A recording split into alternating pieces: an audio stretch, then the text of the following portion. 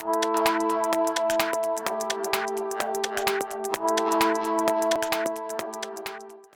my name is Rebecca Hanna, and I am the campus life editor of The Rocket, and I am here with Jack Hanna. How are you today? Good. Now, where's your sound coming from? That thing right there, that microphone? How y'all doing? So my first question is, how did you become the zookeeper, and you've been on TV shows? How did you come to that? Well, I never saw TV. I'm from a farm in Tennessee. I just went clean cages for veterinarian from 11, 16 years old. At that point, I went to school. I had a very difficult time in school. I studied hard, but it was hard. And then I just always knew I wanted to be. I was going to be a zookeeper. I knew it when I even took political science in college, because back then there weren't the classes you have today in these schools. And people didn't really care about the zoo in the 60s when I was in college. You know, it just was there. Today, it's not the case. Today, they're a haven for any animal in the world. The way these zoos are being built now and the way their habitats are being built. So that's how the whole thing started. I got to Columbus not just because they were looking for a zoo director, because the zoo is getting ready to be closed down. That's how bad it was in Columbus, Ohio. Today, it's one of the top 3 zoos in the country. So the Columbus Zoo in '78 was just about gone. I didn't know that. But my daughter at the Nationwide Children's Hospital treated her cancer.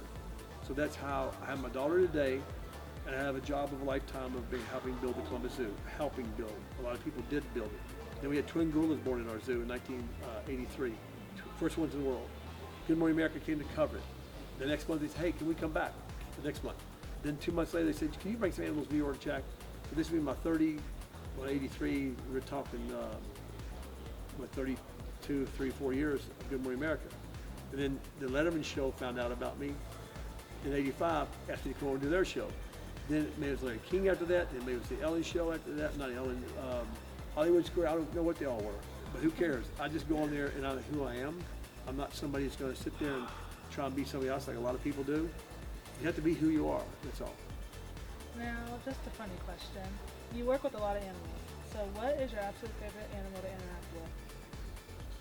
Probably my wife. That's funny, isn't it? That is funny. I thought you liked that. It's hard to say what your favorite animal is when you have fish. You have king cobras are incredible. I'm fascinated about all kinds of animals today. You know, I love our country probably the most of anything in the world, obviously, like all of us do. But when you go to Australia, when you go to the Amazon, when you go to Central America, when you go to where the South Pole, the penguins, you go to North Pole, the polar bears. I mean, everything is so different. And my last question, what is your biggest accomplishment when it comes to the development of the Columbus Zoo? That's a good question. There's so many things. I just happen to be a person that I love people more than anything else, just as much as animals, obviously, or even obviously love people. And I base everything on people. There's never really been a problem with the animals at Columbus Zoo, the animals themselves. There's never a problem how the zoo is built. People are the ones that really run the machine of the zoo as well as visitors. And you have to be able to communicate with these people in a way that when you go to the Columbus Zoo, if I've left anything, I can't wait to go to the zoo. We have almost 30-something things a year. The light show at the Columbus Zoo is beyond anything you've ever seen, or 4 to 5 million lights. It's spectacular. That brings the people there, doesn't it? But what do they do when they're there? The other lights are there, but they might see the reindeer. They might see the camel. They might see the indoor where the polar bears are swimming in 20 below zero. So my greatest accomplishment would be, I'd say, is making the Columbus Zoo a fun place. And when they're left there, they've been so well educated and don't even know it.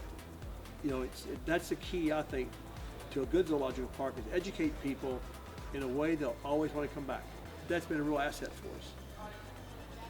Okay, well, thank you so much. My name is Amber Cannon, and I'm the campus life editor of The Rocket. I'm Jack Hanna, and I'm here visiting today, but maybe I'll work here for you someday. We would love that. You could come anytime. I'll be a reporter like you. Okay, awesome.